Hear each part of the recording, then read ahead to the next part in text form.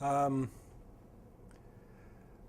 what what about like sort of routine practices that were in place then that people frown upon now? Do you recall anything like that along the lines of when we Freebies. talked to Gene? He talked about local fat cats sending cases of booze over at Christmas time and that kind of thing. I don't think Easton had any fat cats.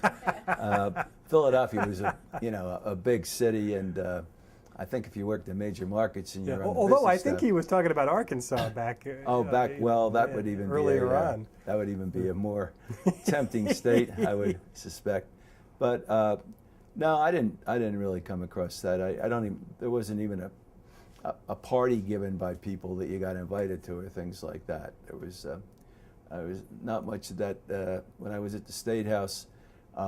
Once a year, the governor had a reception or party for the State House press corps, but that's routine at the White House and everywhere else, and there was nothing wrong with that. I thought it was good exchange, and the key legislators were there, and it was pretty civilized and not contested. So not a whole lot of overt influence. I didn't run buying. into it, frankly. No.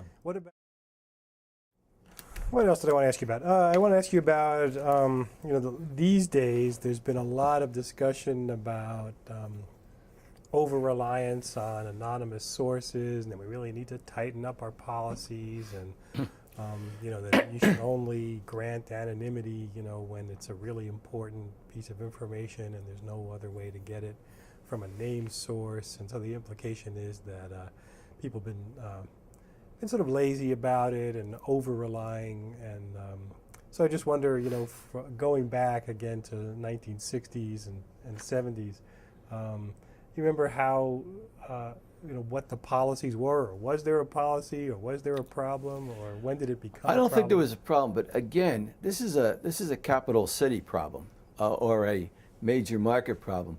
Outside of Washington D.C., you don't see a heck of a lot of anonymous sources, and every time there's a new data survey or something, the Washington Post says, "Well, we got to tighten up on this policy," and they do for about 6 months, and then it lapses. There's another study and a new managing editor. And I think it's a function of covering Washington.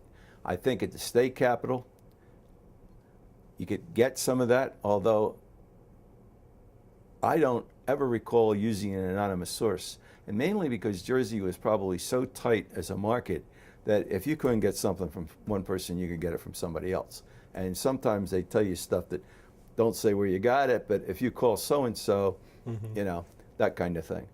So I think that became more of a function after about the time of Woodward and Bernstein. Happened before, but I think it was a major market situation and it started to ramp up.